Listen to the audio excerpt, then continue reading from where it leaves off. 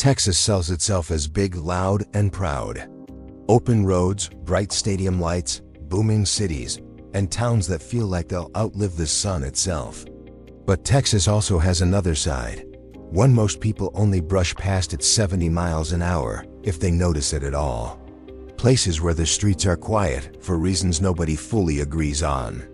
Places locals don't advertise. Places where the advice isn't check it out, but don't stop. Somewhere between the oil fields and the pine forests, past the Buc-ee's billboards and the suburban sprawl, there are towns that feel wrong. Not abandoned enough to be dead. Not alive enough to feel safe. And the strange part isn't that people used to live there. It's that some still do. Today, we're re-looking at 10 of the creepiest towns in Texas that locals quietly warn you never to visit. These aren't tourist traps or haunted house gimmicks. These are places with histories that linger, atmospheres that don't shake, and reputations that didn't come from nowhere. By the end, you might laugh it off. Or you might find yourself checking your rearview mirror a little more often the next time you drive through rural Texas. Texas is massive, which means isolation hits different here. In some states, a creepy town is an hour from help. In Texas, help might be half a day away, and cell service won't bother pretending it exists. That scale turns silence into pressure. It turns empty streets into unanswered questions. And it turns stories into warnings. The first town on this list sits in East Texas, where the trees grow thick enough to block out the sky and the past doesn't to stay buried for long. There's a place near the Louisiana border where people lower their voices without realizing it. The town itself isn't large, and at a glance, it looks almost ordinary. Old homes, quiet roads, a few businesses hanging on out of habit more than profit. But ask anyone nearby about it, and you'll notice the pause, the way they choose their words. This town has been associated with more death, mystery, and whispered stories than seem statistically reasonable. Fires that don't quite add up. Unexplained deaths that never fully closed. And a long-running reputation for something darker that locals refuse to discuss on the record. People who grew up nearby will tell you it feels heavy, like the air never finished moving on. You won't find guided tours. You won't find souvenir shops. What you'll find is a place that locals pass through quickly and outsiders rarely return to twice. It's not that something always happens here. It's that something feels like it could. Further west, the landscape flattens and dries out, and the creepiness shifts from shadowed woods to open, unforgiving space. There's a small town out there that looks like it lost a bet with time. Empty storefronts stare back at you like broken teeth. A courthouse stands larger than it needs to be, as if it was built for a population that never arrived or left too quickly. The streets are wide, the sidewalks cracked, and the silence stretches longer than is comfortable. Locals don't say it's haunted, they say it's cursed. Crops fail more often than they should. Businesses don't last. People move in with optimism and leave quietly a few years later, poorer and more tired. The town isn't violent. It's worse than that. It drains you. You won't find dramatic ghost stories here. Just a steady record of disappointment and loss that keeps repeating like a bad habit no one can break. Down toward South Texas, where the heat feels personal and the horizon never seems to end, there's a town that exists in a strange half-state between past and present. Old ranching money built it. New money never arrived. The buildings remain, but the purpose doesn't. Locals will tell you to avoid certain roads at night, not because of crime, but because of things they can't explain without sounding crazy. Lights where there shouldn't be lights. Figures crossing roads that vanish when you slow down.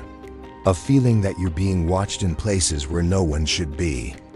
It's easy to dismiss these stories until you hear them from people who benefit from telling them. Ranchers, teachers, people who've lived there for decades and have no interest in scaring strangers. They're not trying to convince you of anything. They're warning you. In Central Texas, there's a town that used to thrive on railroads and trade. When the trains stopped, everything else followed. What remains feels preserved in the wrong way, like a museum no one curated. Buildings still stand, doors still lock, and signs still hang, but the life drained out slowly enough that it left an imprint. At night, the town doesn't feel empty. It feels paused. Locals say sound carries differently here after dark. Footsteps echo where no one is walking. Doors creak that shouldn't move. And there's an unspoken rule that you don't wander alone after midnight, even if nothing has ever officially happened to justify it. Sometimes reputation is built not on tragedy, but on intuition. Enough people feel uneasy long enough, and the town earns its place on lists like this one, without ever asking for it. Out in West Texas, isolation becomes its own kind of horror. There's a town near the desert where the population dropped so slowly that no one noticed until it was almost gone. The remaining residents keep to themselves. Not out of hostility, but habit. Outsiders stand out immediately, and not in a welcoming way. The buildings look sunburned, the roads stretch longer than expected, and the wind never stops.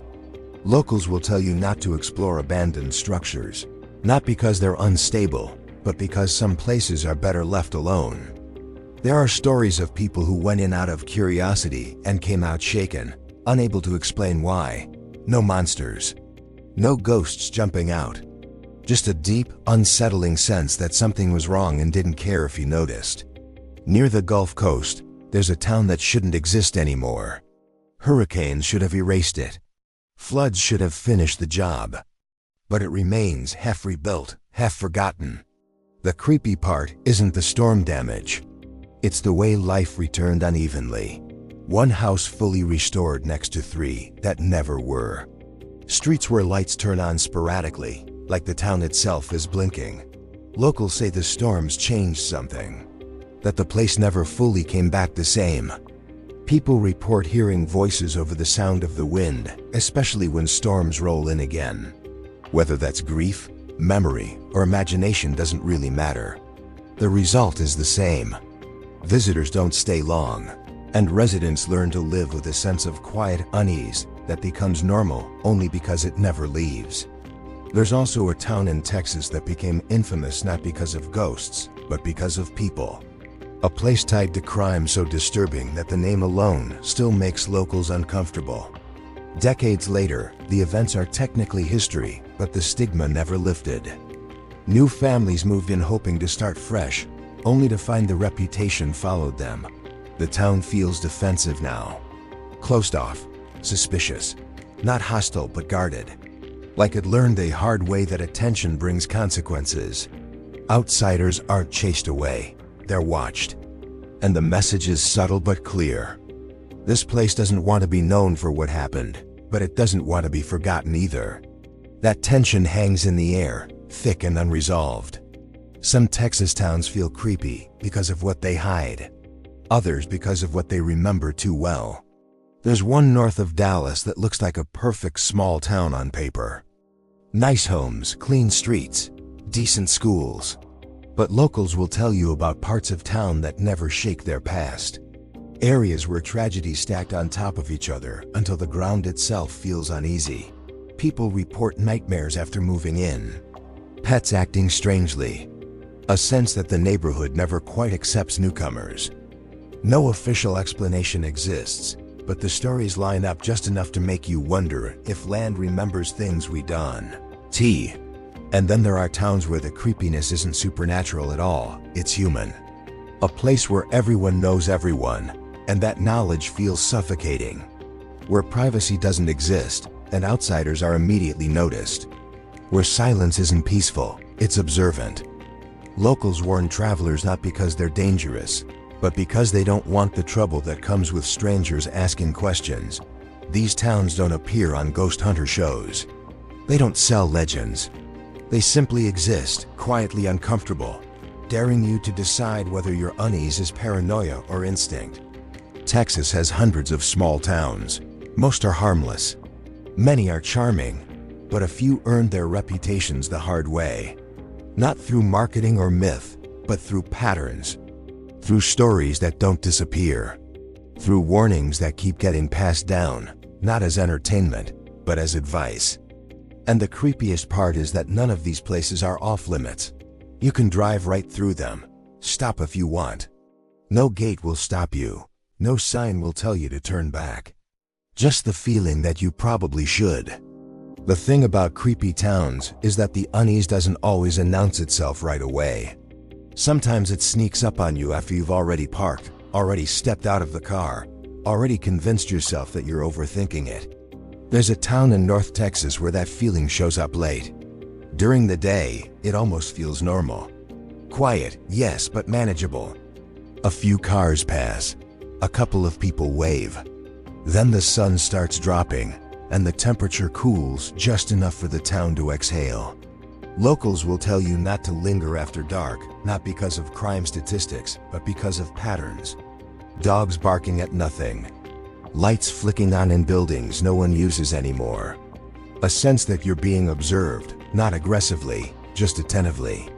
The kind of attention that makes you suddenly very aware of how far your car is and whether you locked it. One of the strangest places on this list doesn't look creepy at all until you learn why it exists. It was built fast, populated quickly, and abandoned just as suddenly.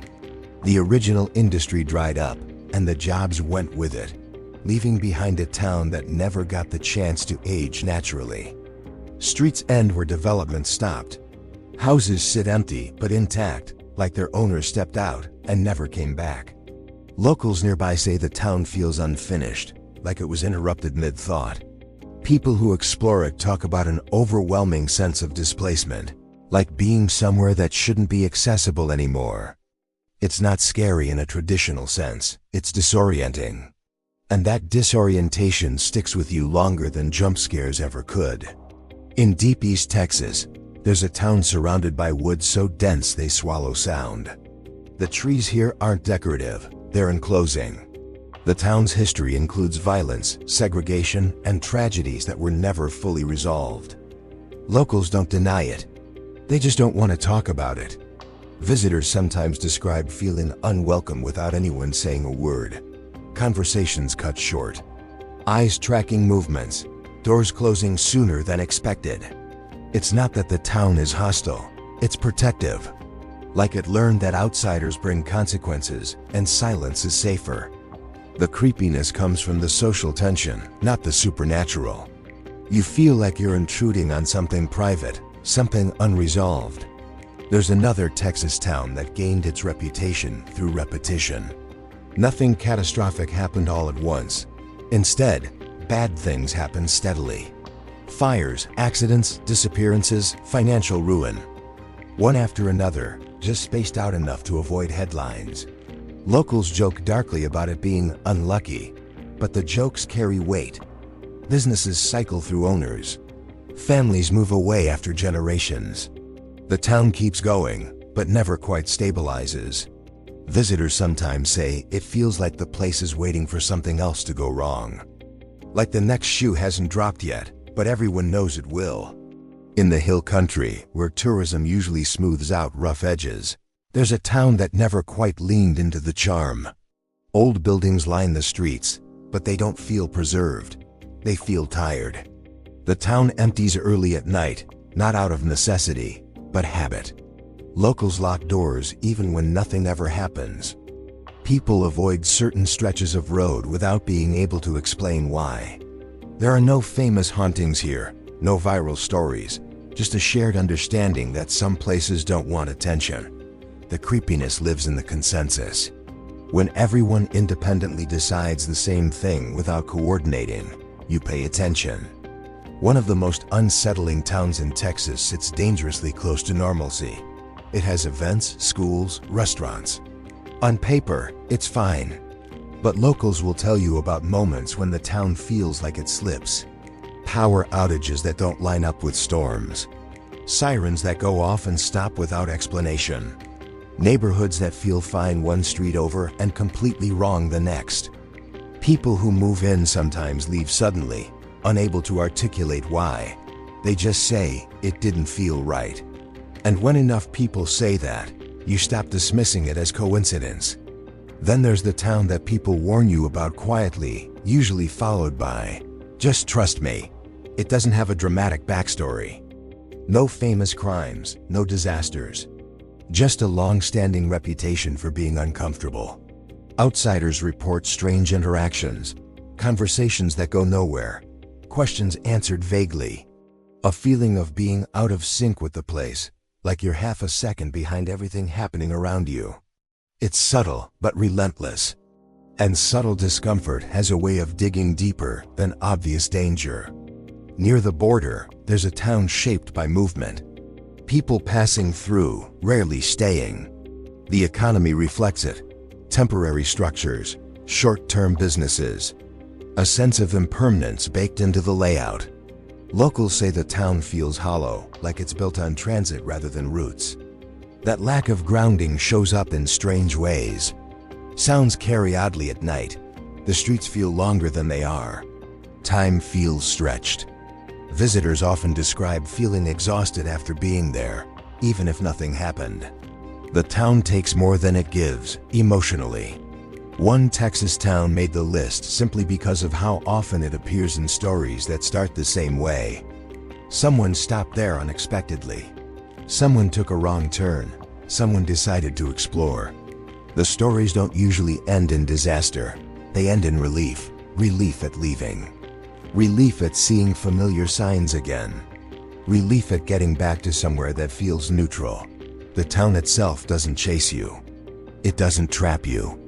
It just doesn't want you there, and once you feel that, staying feels like a mistake. And finally, there's a town that locals insist isn't creepy at all, which somehow makes it worse. They'll tell you you're imagining things, that it's just quiet, that nothing ever happens there. And technically, they're right. Nothing does happen. That's the problem. The town feels frozen in a way that isn't nostalgic. Stores stay open out of obligation, not demand. People go through routines without enthusiasm.